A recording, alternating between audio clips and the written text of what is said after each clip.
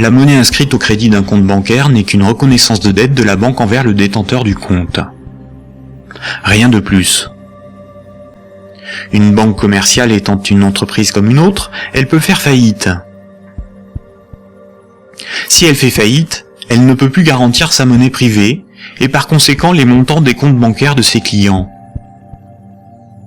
Les unités de compte sur les comptes bancaires peuvent tout simplement disparaître. Gardez à l'esprit que moins de 7% de la totalité de la monnaie en circulation est sous la forme de billets et de pièces de monnaie qui ont cours légal. Ce que vous avez sur votre compte, ce n'est qu'une promesse de remboursement en euros, et non de véritables euros. Sans création monétaire par le crédit par les banques commerciales, il n'y aurait quasiment pas de monnaie en circulation. Les banques et les États sont comme les deux faces d'une même pièce.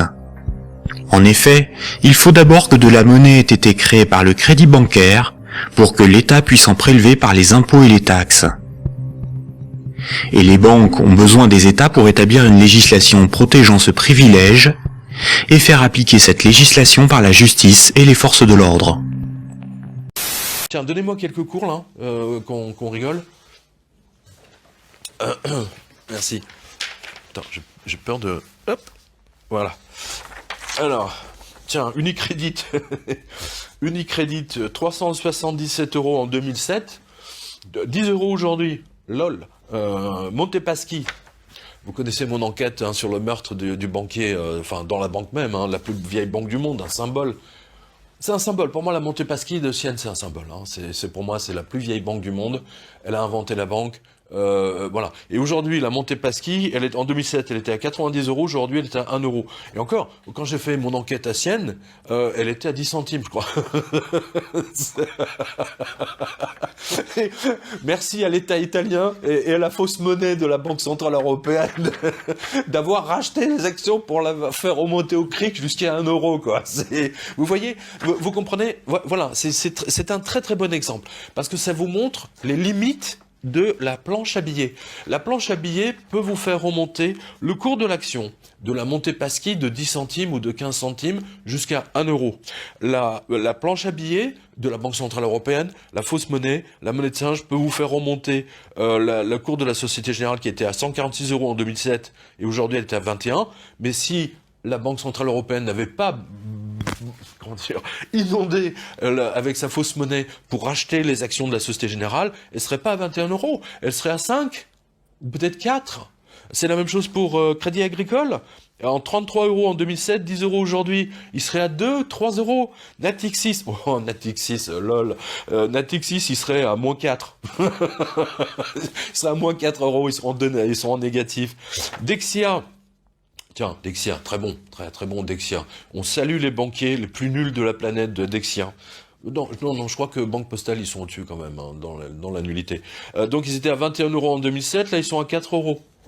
Voilà, 4 €. Et je vous rappelle, mes chers spectateurs et lecteurs, que c'est vous et moi, nous tous ensemble, qui payons pour ces enfoirés de bip, parce que les pertes de la Dexia sont adossées, devinez où?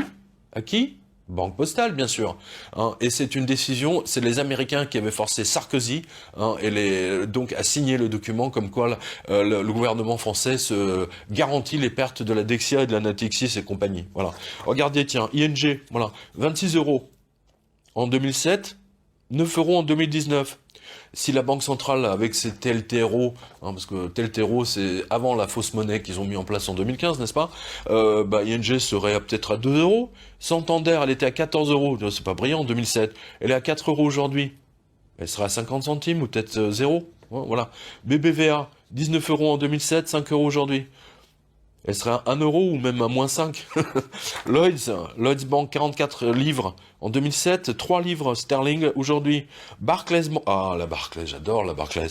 La Barclays Bank, 58 livres en 2007, 8 livres sterling aujourd'hui. Si la Banque Centrale d'Angleterre n'était pas intervenue, elle serait à 0. BNP Paribas, 88 €, elle serait à 41. Voilà. C'est pour ça que je dis, c'est la banque la moins pire. J'ai pas dit que c'était la meilleure, hein, qu'on soit bien d'accord. Je dis simplement toujours que c'est la moins pire. Et là, on n'a pas la liste, on n'a pas, parce qu'il en manque là. Tiens, Deutsche Bank, j'ai oublié. 107 € en 2007. 6 euros, 6 € en 2019. Non mais j'y crois pas. 6 € en 2019. Et encore, je veux dire, ça c'est avec l'intervention de toutes les banques centrales, hein. Enfin, banque centrale européenne. Sinon, elle serait à moins 15, moins 20. Voilà. Commerzbank. Tiens, Commerzbank. Ah oui, c'est encore plus intéressant, tiens. 2007, écoutez bien. 292 €, 6 € aujourd'hui. Et sans l'intervention de la banque centrale, elle serait à moins 100. Hein, voilà. Mais j'ai jamais vu un cours négatif. Vous avez déjà vu ça, non? Hein, ça n'existe pas. Alors c'est curieux. Alors que les taux négatifs existent aujourd'hui. Hein, voilà. Hein, je rappelle également à ceux qui disent oui, la crise c'est pour quand? Espèce de crétin. Tu vois pas les taux négatifs? Ça n'a jamais existé dans l'histoire du monde, les taux négatifs. Il y a des gens, quand ils veulent pas voir, ils veulent pas voir. C'est le plus fort qu'eux. Hein, ils verraient un camion qui leur fonce dessus. Ah non, je vois rien. Voilà. Voilà.